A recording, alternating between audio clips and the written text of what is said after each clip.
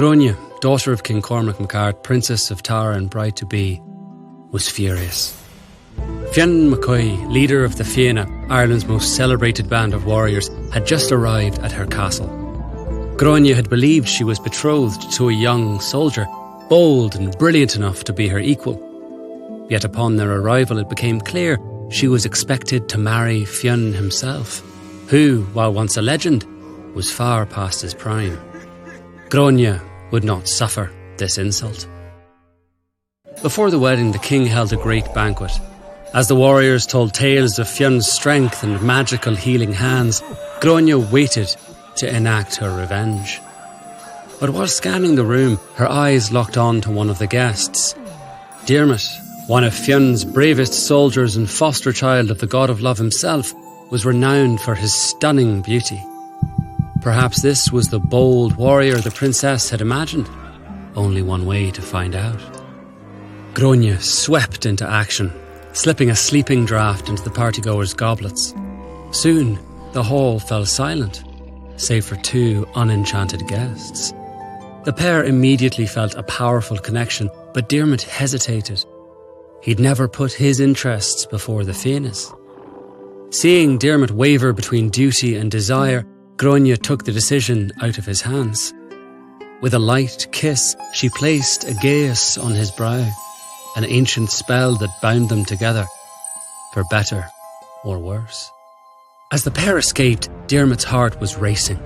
Had he really betrayed Fionn for a woman he'd just met? To answer his son's questions, Angus Og appeared beside them. The god of love blessed their union and eased his son's concern, but he also warned that endless difficulties lay ahead. At the palace, Fionn awoke full of wrath. He rallied an epic warband that quickly caught up to the lovers. To buy time, Diarmid and Gráinne conjured a massive enclosure with 7 doors. While Gráinne escaped with Angus Og, Diarmid went door to door seeking Fionn. Some of the Fianna sought peaceful surrender, others itched for combat, and Diarmid gave neither. But when he finally heard his leader's voice calling for blood, he knew there was no turning back. Launching himself over the barricade, Diarmid leapt to Gráinne's side. The chase was on. The pair ventured west, where they soon encountered the giant Modin.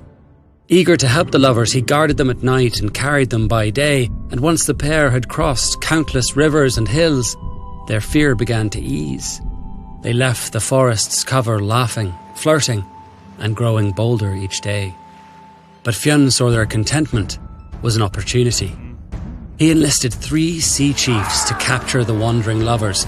Diarmid scared them off with mystifying sword tricks, only for Fionn to send poisonous hounds.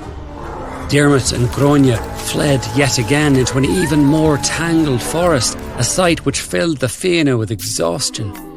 They implored Fionn to give up the hunt, and at this, their leader grew quiet.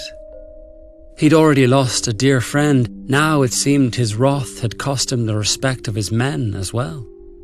Swallowing his rage, he called off the chase. For years, Gráinne and Diarmid lived in peace. In time, Angus Og even brokered an agreement between the warriors, and their conflict faded into memory.